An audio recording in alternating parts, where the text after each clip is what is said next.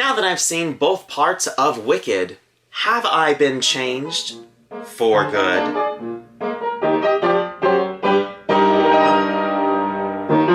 Hello fellow Aussians, and welcome to the channel. Earlier this week, I went down to my local movie theater and saw Wicked for Good. If you have not seen my review of the first film of Wicked, I will have that one linked down below. I really enjoyed that first part and was very happily anticipating seeing this second part. I will preface all of this by saying that I have not seen the stage musical version of Wicked. I will also preface my review of this film by saying that I have also never fully read the original book, Wicked, The Life and Times of the Wicked Witch of the West. That book was a DNF for me. With all of that out of the way, we will get into my thoughts on Wicked for Good. This second part of Wicked is really an entirely different beast compared to the first film, in that this one, at least for me, felt really stretched out in a lot of parts. And this is completely different to how I felt about the first part of all of this. I thought the runtime was perfectly justified with everything that they did in part one because of the emotional weight of everything that was going on. But with this part, I questioned a lot. To be more specific, I thought it was strange that the film had to re-establish things that we already knew from part one. Some of these things being, like the love triangle between Glinda, Elphaba, and Fiyero. I didn't quite understand why we needed to dedicate as much time as the film did to re-establishing that there's a love triangle when, in my opinion, it would have been more interesting if we had just a completely new and different dynamic from the start of the film, where maybe Elphaba and Fiyero are together and Glinda's out of the picture. So you're getting a completely new dynamic for the bulk of the film instead of just a small part of the film. I also didn't understand why we needed to also dedicate time to establishing that the wizard is a humbug, when we know this.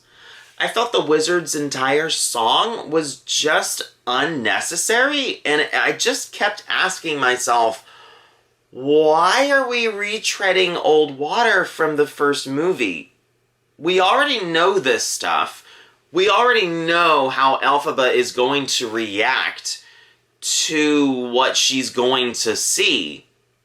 So it's not like anything that happened during this first part of the film was something new or different. It was literally just all retreading of old ideas. The whole movie, in my opinion, felt like it was a first draft of a script. It was so disjointed and just all over the place. The idea of telling a cohesive narrative was just not there. I didn't understand why it was just jumping all over the place the entire time. I didn't get it. Really didn't get it. I think there's a lot of great ideas that are in this movie. I think there are a lot of great aspects that could be expanded and explored, but with a different script. Because this one, not working for me.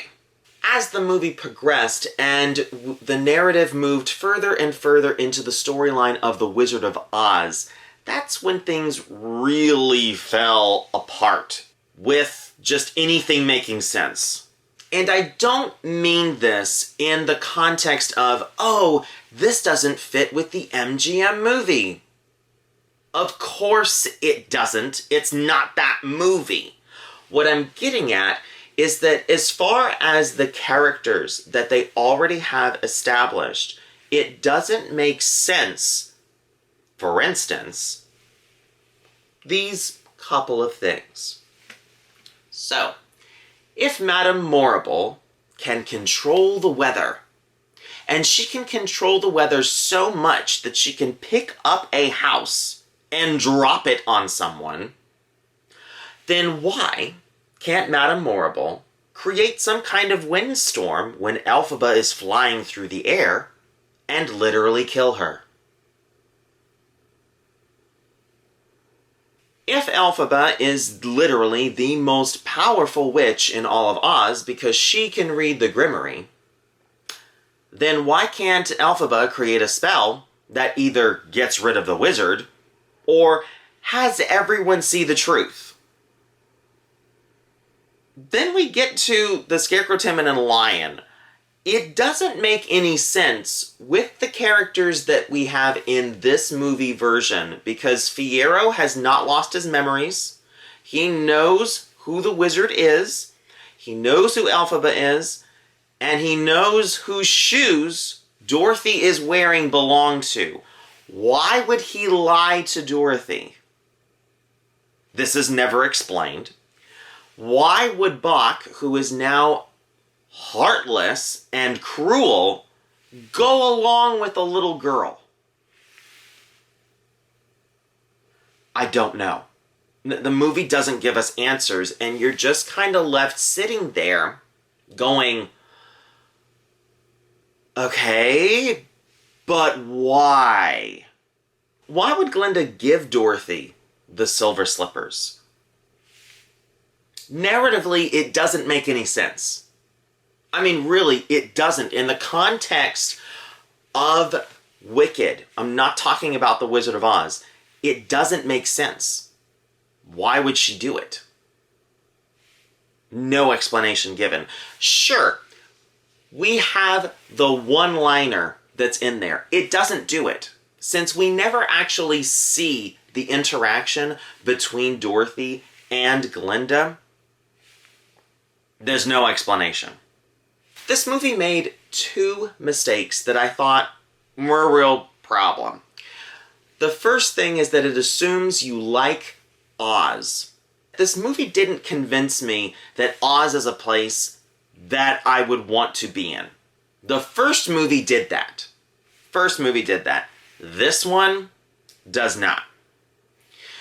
The second thing that the movie also did is it assumed that I like all of these characters already, and that they can literally do whatever, and I'm just going to like them no matter what.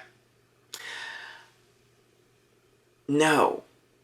I couldn't get behind anyone. In the first movie, I was behind Elphaba. I was like, no, I understand why you are the way you are, and I understand why you have your morals and why you're fighting for what you're fighting for. But in this movie, I just couldn't get behind her because, honestly, I thought she was stupid. Elphaba is the most powerful person in all of the Land of Oz, and yet she cannot use the resources that are around her to her advantage. Because I'm an advocate for good. This, that, and whatever. And it's great to be an advocate. It's great to fight for ideas and for people. But my gosh, she's the worst advocate because no one will back her up. Except for a guy that wants to bang her and the Winged Monkeys. Then we get to Glinda. Just like in part one, they showed Elphaba as a young girl, and it felt very earned, it felt very poignant, it felt like we were getting, an explanation of things. But with this movie, they did that trick again, but it didn't help. It just made Glinda look bad. The whole ending of the movie where Glinda gets into the pink gown and she's going into the bubble, and we see the whole Munchkin Land sequence almost beat for beat again. I'm sure that's supposed to be poignant, and it's supposed to be very emotionally gratifying, and I just felt nothing. That's the other thing about this movie, is I didn't cry. Wicked Part 1, I cried for that movie. But this one, no. Not a tear. Just absolutely dry. Literally could not believe that when I left the theater, I had watched a movie that was set in the Land of Oz. And yet the movie felt like it had no magic. So if you couldn't tell, I really didn't have a fun time seeing this movie. Really didn't. And I really wanted to like this movie. I went in completely open-minded. I was like, okay, I really liked the first part. Let's go. And it just didn't do it for me. What are your thoughts on Wicked for Good? Did you have a better experience than me? Or was yours similar to mine? Let's have a discussion down in the comments section. And if you liked that video, please give it a thumbs up, comment down below, and subscribe. New videos are posted every 2 weeks on the 15th and last day of each month.